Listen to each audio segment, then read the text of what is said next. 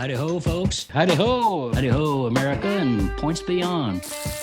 Who has power and what are they doing with it? Politics is not a natural act. That's right. That's right. I must admit, I never heard that one from you, gentlemen. There's so many feisty fighters against the greedheads and boneheads. So grab a libation, join the conversation. It's the personal side of politics, and it is surprisingly tasty. And howdy ho, indeed. Here we come with a special early bird edition of the Hightower Lowdown Happy Hour here at our Chat and Chew Cafe. So pop a cool one and join me in a libation today with my buddy, Professor Beto O'Rourke, in an erudite and scholarly analysis of the political skullduggery behind last week's Texas snowpocalypse, which is not a natural disaster at all, but a very unnatural disaster. And we're on a little bit early tonight because Beto has, in addition to his great grassroots work battling the bastards and bullshitters, he is now also teaching a course at the LBJ School at the University of Texas and also teaching at Texas State University, where, by the way, Lyndon Johnson was a professor, went to school many moons ago. So we've got a slogan here in Texas. Beto, first of all, welcome. Thanks for joining us. Thanks for having me on. It's great to be with you. And of course, we've got the old Texas bumper sticker, "Don't mess with Texas." But of course, they are messing with Texas big time. And that's why I have this particular beer that I have chosen for me tonight, which is from the Thirsty Planet Brewery here in Austin. And it's called A Hot Mess Inside a Dumpster Fire Inside a Train Wreck. And that is how I would describe our state government's response to the snowpocalypse that has happened. And we find you in the Rio Grande Valley down in South Texas. I understand you're in Far, Texas. I have been far out in Far before. So we welcome you to be with us. And you're there because of your great grassroots organization powered by people. And what are y'all doing? We brought water to the valley. There are parts of the RGV that are still under boil water notice. And, for some families, they're able to boil water, but for others, it's a little bit harder. I was in a little unincorporated community, Jim, called Hargill, about 1,000 residents. They lost power for 4 days. In fact, I just finished talking to a wonderful gentleman, Mr. Davila. He's a Vietnam War veteran. He and his wife sat in their truck with the engine on in the evenings to keep warm because they just couldn't get warm in their home. He said he's eaten peanut butter and jelly for every meal for 5 days. They finally got power. They got their water, but they're on a boil water notice. So we picked up some water in Robstown in Nueces County and brought it down, gave it to them and other residents. But as you know, and you're absolutely right, in this unnatural disaster, not caused by God, but by man, and specifically the men in positions of public trust right now, there are big parts of the state that still do not have water. We are down south today. Yesterday, we were up in Rains County in a little town called Point, Texas, on 3rd Street, in fact. Those folks had not had water for the last 7 days straight. And they wonder, they ask, does anybody know that we exist in Point, Texas, in Rains County? And you'd love this, Jim. A city council member there heard that I was in town, came out to say hello and to say thanks for picking up the pallet of water in Waco. And she said, look, I'm a Republican, but I'll admit I haven't seen a Republican up here checking in on us to see how we're doing.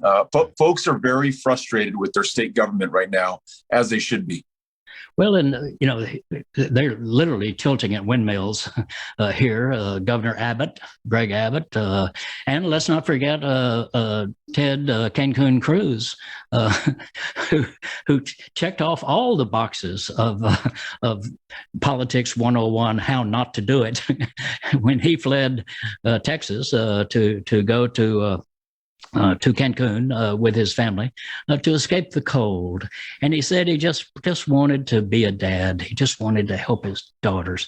Now, this is the same guy that has fought refugees suffering intolerable conditions in their countries, in Central America, South America, Mexico, coming into our country, who didn't care that they were trying to get a better life for their children, and try to queue out a better life, and to do that on a reasonable basis. But here he is saying, well, I've got to go to the Ritz-Carlton resort in Cancun to get in touch with my inner, I don't know what it is, inner what, I don't know.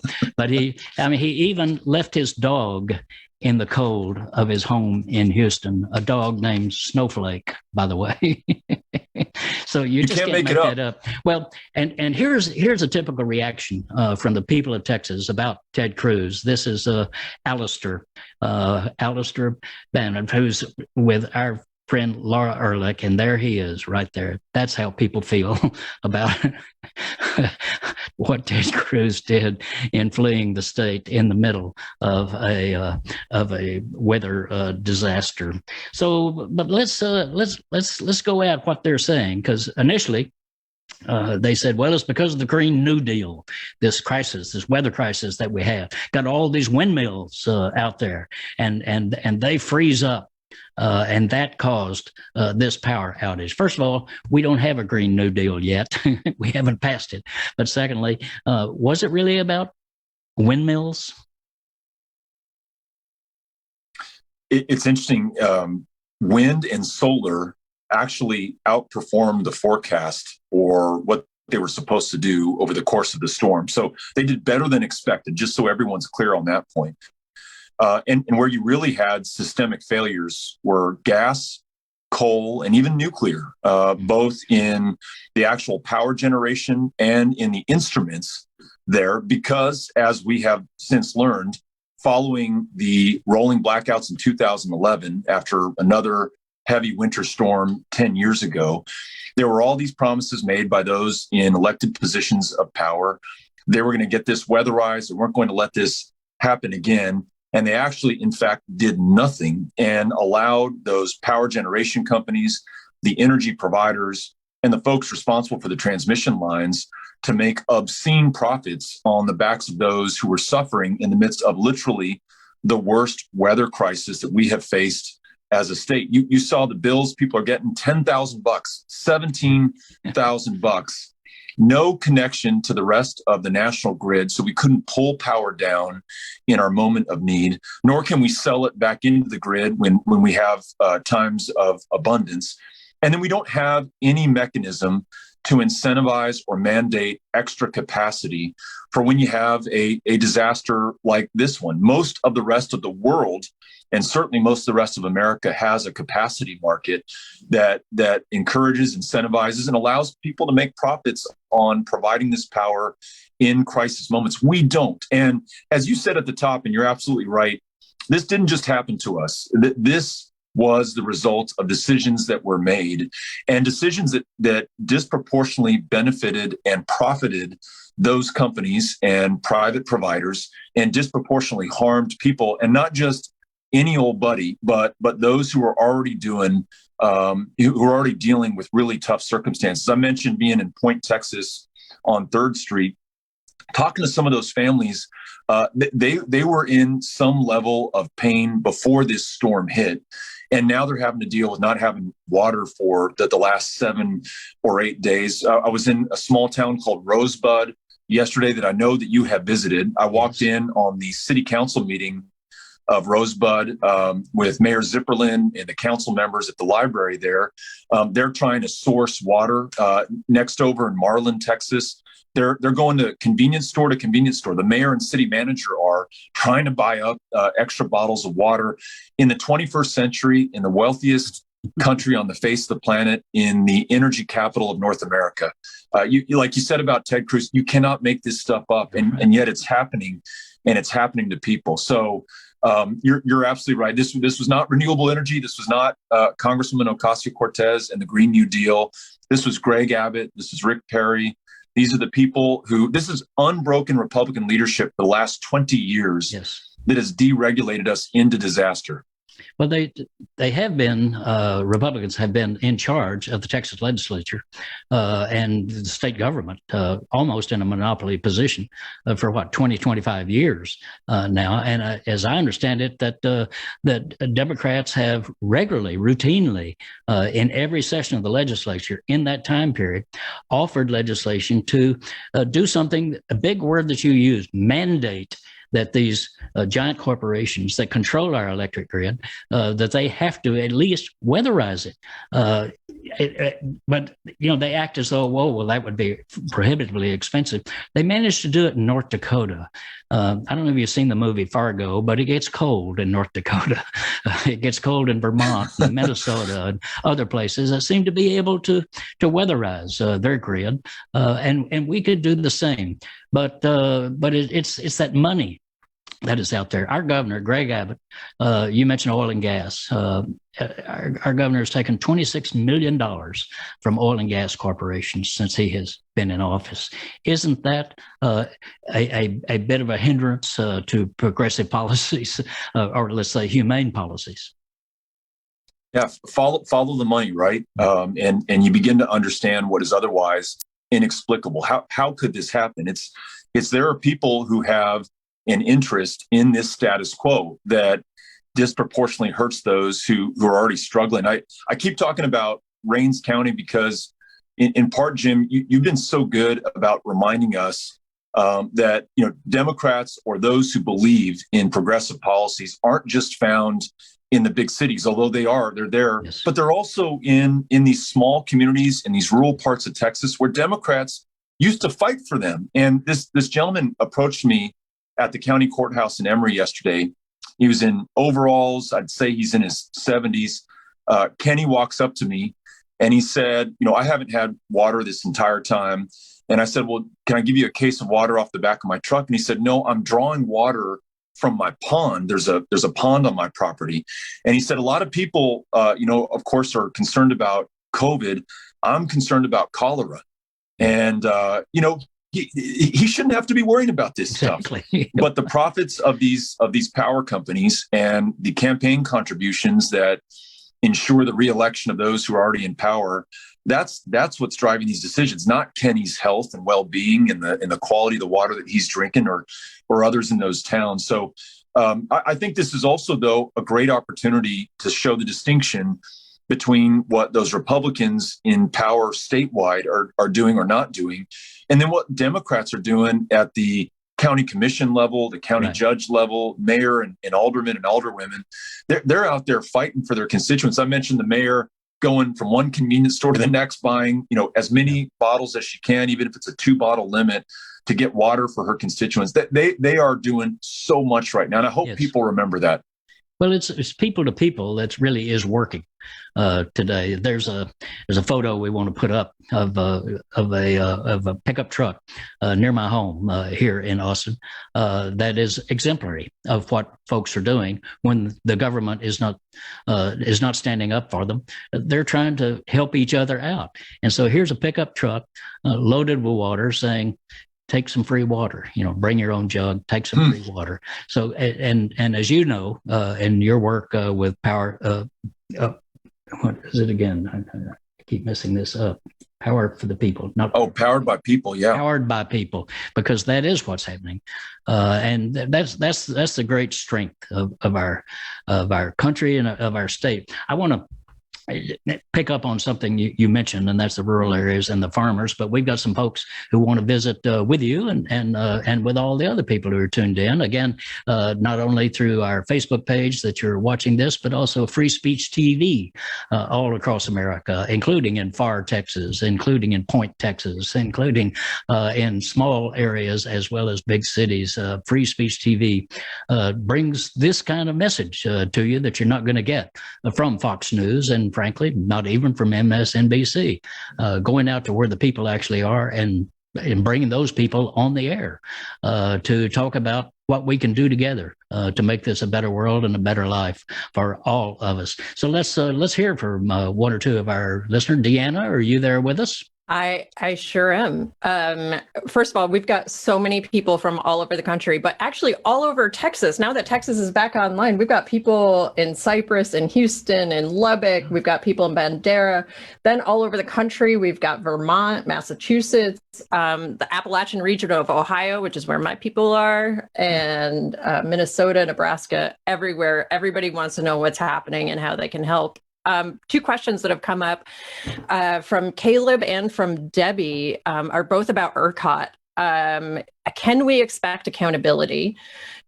Caleb says, I just saw that 4 board members from ERCOT resigned and none of them even lived in Texas. So do we rework ERCOT? Do we scrap it and start over? What are y'all thinking about that? Well, yes. Jim, you want me to? Yeah, just jump in there. Well, so Caleb, Debbie, I think there obviously needs to be a complete review at ERCOT, but let's not allow the governor who appoints to the Public Utility Commission that oversees ERCOT. Let's not let the Railroad Commission, which oversees the energy production, especially oil and gas, and its transmission in the state of Texas, let's not let them off the hook. What they're going to want to do is point the finger at these ERCOT board members. Right. And what they'd like to say is, we got them to resign, job's over, we got some accountability, and let's move forward. Don't do that, or this will happen again. And I absolutely guarantee it, because what we know about climate change that is caused by our excesses and our emissions and our inaction in the face of science is that weather like this is going to become even more severe, deadlier, and it's going to destroy more in terms of people's lives and property and livelihoods. And so we've absolutely got to make these changes, as Jim said, weatherization, capacity, and introducing a capacity market. And then ERCOT has to connect to the national grid so that we can draw power down when we need it. If we had those reforms, you would not have an 11-year-old boy dying as he's trying to sleep in a trailer. You wouldn't have an 8-year-old girl dying of carbon monoxide poisoning next to her mother. You wouldn't have a Vietnam veteran dying as he goes to get that extra oxygen tank in his truck and his wife finds him dead later that night. You wouldn't have the 30 plus deaths just in the greater Houston area. And I read a great article or tweet thread by Zach Despart from the Houston Chronicle, because, and Jim knows this, we don't have medical examiners in every county. We're somewhat reliant upon justices of the peace to tell us whether someone died due to the blackouts and the lack of energy and water. And we may never get the final toll, but none of that had to happen. It was absolutely unnecessary. And I'll use Jim's word. It was an unnatural, man-made disaster. So yes, Caleb and Debbie, those are some changes that we could see, but we also have to ensure there's accountability and justice at the top where the buck stops, and that's with the governor. At the very top. And the governor used a word that has been horribly overused by politicians who find themselves doing failure on their watch, or experiencing failure on their watch, and that is the term of that somehow or other we're not responsible. That what has happened is unacceptable. That's the word that I'm looking for. Unacceptable. Yet then they accept it. They like you say, point a few fingers at some agency somewhere, which is an administrative agency in the case of ERCOT, that administers, as you're pointing out, policies that are written by the Public Utility Commission, which is appointed by Governor Greg Abbott, including the chair and at least one other member who were former top staffers for Greg Abbott. Their policy is his policy, and his policy is then therefore ERCOT's policy.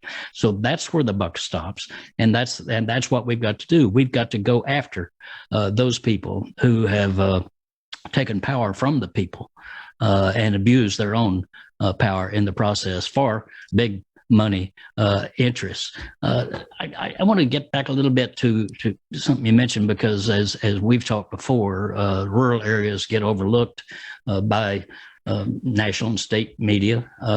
They get shortchanged by by state and national government, farmers do. And yet they are suffering a huge loss right now, particularly small farmers. Boggy Creek Farm here in Austin, Texas, Green Gate Farm nearby, Hatton Hart Farm, another one that I've worked a lot with these small farmers and farmer markets and et cetera. And these are the most productive, the most innovative farmers that we have that are most ecologically sound, most connected to the community and concerned about the community. They're the best. And yet we not only shortchange them, we've, through our policies, state and national, try to displace them with industrial agribusiness giants. You hear about farm subsidies, you hear about crop subsidies, crop insurance. None of that goes to the small farmers. It all goes to very big farmers, and most of it goes to corporate entities, including Wall Street syndicates that own those farms. They're taking the billions of dollars. The people who do the least for us are getting the most, and the people who do the most are getting the least. And those folks are really squeezed, Beto, right now, because they're looking out. I look out at my yard here and I see, there's damage. I'm going to have trouble with those plants coming back. And some of them aren't going to make it. But they're looking out at 50 acres of green, black glop that were vegetables. There were carrots and cauliflower and et cetera that were coming up. So they've lost the money that it cost them to put that crop in the ground. Now they've lost the sales that they would have gotten, the money they would have gotten by selling those crops. And now they got to somehow or other find money to put in a new crop in order to have an income this entire year. So we've got to remember that the farmers and it's an important thing that you're doing with going powered by people, going not just into the cities but also out into those rural counties and rural areas because we're all supposed to be in this together, and we're not going to be. And by the way, Democrats are not going to win those votes just by hoping that those people get mad at Republicans. We have to deliver, don't we? Deliver something tangible. Absolutely. And there's so many opportunities for us to do that, beginning with just showing up. And part of what Powered by People is doing, we've got thousands of volunteers who made hundreds of thousands of phone calls to senior citizens in every affected county in Texas. And we could care less if you're Republican county, Democratic county, whatever. And for so many, Jim, and I made those phone calls along with my wife, people, when they realized you were calling and you weren't selling anything and you weren't asking for anything and you were just calling to check in and see if the person's okay, if they need to get to a warming center, if they need water delivered to their home. So many broke down and started crying because they'd been isolated in their cold homes under 3 or 4 blankets, trying to stay warm, wondering, like the woman in Point said, wondering if anyone knew that they existed. So we've got to go to those places, and we're now doing that in person. So today we knocked doors in Hidalgo County, and we knocked doors in Montgomery County, yesterday in Rains and Travis and Bear and Harris County. But on this issue of farmers, as we were driving in to Cameron County this morning, we passed farm workers working an onion field. And as you know, those onions are very hardy. They survived what just hit Texas. But we pulled over and we walked out into the field and we started talking to and listening to some of these field workers. And this brother-sister team couldn't have been older than 20, who were talking to us as they were working with their shears and cutting the onion and taking it over to the box and then sharpening their shears, and just in the beautiful fluid motion as they were doing it. I said, tell me what your day's like. And they said, well, we leave Edinburgh at, 5:30 or 6. We get here at 6:30 a.m. We wait until it opens up at 8 because they're getting in line to go work those onions, and they're obviously paid by how many boxes they fill. And they work until there's no more onions to be worked, and they go home and they come back and they do it again. And in addition to the people who own the farms, the people who work on these farms and in these fields, they're dependent on this for their livelihood. And this is obviously what all of us depend on to eat. And so you're absolutely right. We cannot lose focus and we cannot lose touch. And it's got to be on the mom and pop farms, but it's got to be on the folks who are working in those farms and on those fields as well. Even if it's the folks working on those big corporate farms, they're still people, and they're really at it's this perverse irony. They're producing our food, and they're at the end of the food chain, and we got to stand up for them. So yeah, absolutely. Wherever you are in Texas, we got to be there, and we got to be there for you. And if ever there were a time to demonstrate that, I think it's now, when people are really wondering why we have people in charge of our government who don't believe in government and don't believe in governing. And in Ted Cruz's case, would like to overthrow the government we have. Well, there's even a movement in the Texas legislature for Texas to secede from the Union. There's actually a state representative from out in the Fredericksburg area who has put in a bill calling for a vote of the people to be able to secede from the Union. Well, we see what secession has brought us with our energy grid. And by the way, you're from El Paso. El Paso didn't have the kind of torture that people elsewhere in the state have experienced. Why is that? So El Paso and much of the Panhandle are not part of ERCOT, and we're on the Western Interconnect. So when we need power, we can draw it down. And when we generate power, and I'd love to see El Paso generate more through solar and wind, but when we do that beyond the needs of our community, we can also sell that onto the grid. So I got to tell you, Jim, I feel like El Paso made the case to the rest of the Texas about the wisdom of being interdependent. You know, we talk a lot about independence in Texas, and I think that's a worthy virtue. But interdependence, as I've seen, as I watch, as you said, the neighbor who drives up with his pickup truck with 40 gallons of water and says, please take water when you need it. That's the virtue of interdependence. We're all connected, and we all do better when we're all doing better. Yep.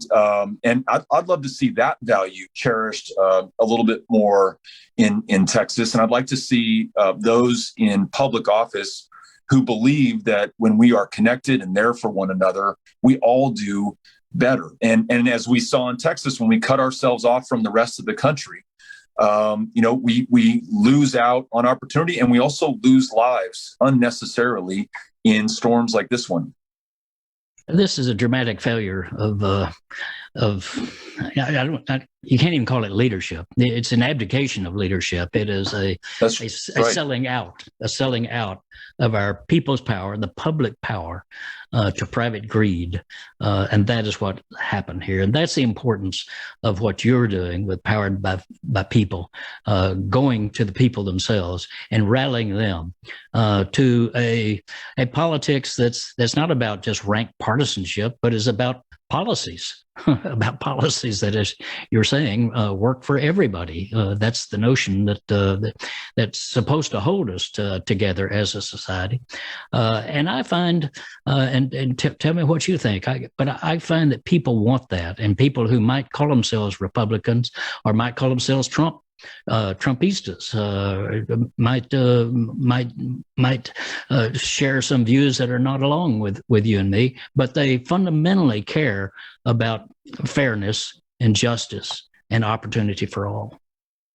Absolutely. Up there in Rains County yesterday, one of the folks who met us to help distribute the water is wearing a Make America Great Again mask, but says, hey, I'm so happy that you're up here, and let's figure out how we can work together and get some help to people.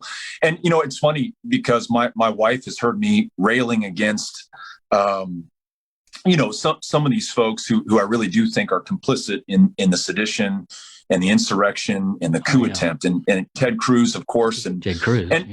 It's really, if I'm honest with you, Jim, it's made it hard for me to make peace with the Republican Party, given the fact that it seems so captured by Trump and Trumpism and this trafficking in lies and sedition. So my wife asked me, she said, well, after you distributed water with this guy in the Trump mask, how did you feel about him? I said, well, it was actually hard to judge the guy and hard to hold a grudge, because I saw that guy, busting his tail for his community, and he deeply cared about making sure everyone was okay. And he was super kind and warm and welcoming to me. And kind of back to something you said, it's that people to people connection. And I think we need, or I know that we need more of that. And I think it's incumbent upon Democrats, if we want to be winning elections, to show up for people wherever they are and whoever they are in whatever part of the state, and just demonstrate that we're gonna be there. We believe that government can solve some of these problems that none of us are able to solve on our own, and we're going to disagree about some things, and that's perfectly fine. But at the end of the day, we want to move this state forward. That's something that comes through to me as I travel the state right now. I mean, I've never asked anybody that we've dropped water off to, or anyone whose door I've knocked on, what political party they are. Right. They just want government to work, and they're justifiably angry that it failed them at this moment of need, which has become a moment of truth for Texas. Well, it's important. A fundamental importance that you have brought in your last few years in the political sphere is that you listen to people. And in talking with organizations like the Georgia Voter Project that Stacey Abrams led, or People's Action that's operating about 35 states around, is when they go door to door in these conservative areas, the most common reaction they get is, nobody's ever listened to me before. And just, as you say, be there, but listen, actually hear their stories and what they want to have happen for them and their children. One more thing, I know now that you've got to put your professor hat on and put your Harvard robes and mortarboard and everything on to go be a professor. But what about the young folks that you are teaching, that you are reaching out to? What are you finding? What's their attitude? This is a constant in my life.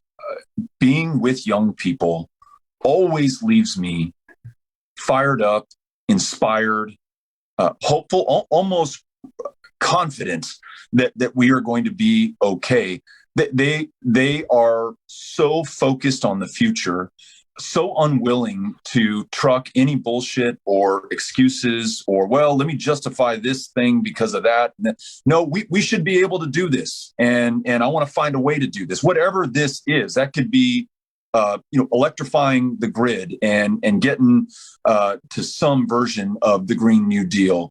It could be making sure that everybody has access to healthcare. It could be the issue that I care about perhaps more than any other, voting rights and civil rights, and making sure that everyone who wants to participate in our democracy is able to do so. And furthermore, that no one based on the color of their skin or their country of national origin is effectively and functionally prevented from voting, from running for office, and from having their voice heard, which, as we know, happens in Texas and has produced a state that is 46th in voter turnout, not for any lack of love of democracy, but because we are drawn that way, and we are kept back from those who would work in voter suppression and voter intimidation.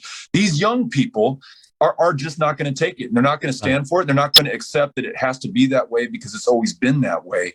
And I leave a class with them, and perhaps some of the cynicism that has crept in over the years, or some of the complacency that can set in, all of that just magically evaporates. And I'm fired up, and I want to get to work, and I want to make sure that we are worthy of these young people who believe that we are capable, we as a state, we as a country, we as a people, of doing great things. I want us to do that. And so I knew this going into these two teaching opportunities, that I would learn just as much or more than what I could share or teach. And that has borne out over the last 2 months. And as you know, both in San Marcos and in Austin, we haven't been able to meet and hold classes even virtually because students haven't had water and they haven't had electricity, and they've been trying to take care of their parents and grandparents and themselves and their kids. And so I'm really looking forward to getting to connect with them again this week and see how they're doing.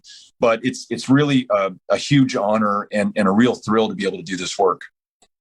Well, thank you for doing the work, and thank you for joining us. And we want to stay connected to you as you move along, because it's people like you that we want to highlight, and that's why the Hightower Lowdown, by the way, which has a free weekly email. Did you hear me say free? Yes, free, no money. Changes hands. You can get it for free weekly email. And that is the hightowerlowdown.org/email. You just go there and you can sign up and get it every week. And each email is filled with exactly what we've been talking about today. And that is people taking charge and making a difference in their own community and through their own community, making a big difference in what our nation is going to be. And we count on good folks like you, Beto O'Rourke, for standing up and helping to organize that. It's one thing to say, well, I'm for it, but another thing to stick your neck out and go out there and do the work that it does take to maintain a little d democracy in our country. So that's what we're all about. We're going to stay connected with you and with your wonderful group, Powered by People. So please keep us posted on what you're doing, and we will be back with all of these good listeners and activists and agitators today. We will be back in a couple of weeks with another one of these presentations of the Hightower Lowdown Chat and Chew Happy Hour. Thanks so much for joining us. Thank you. Thank you, Beto. Folks. Howdy ho, America and points beyond. Who has power and what are they doing with it? Politics is not a natural act. That's right. That's right. I must admit, I never heard that one from you, Joe. There's so many feisty fighters against the greedheads and boneheads. So grab a libation, join the conversation. It's the personal side of politics, and it is surprisingly tasty.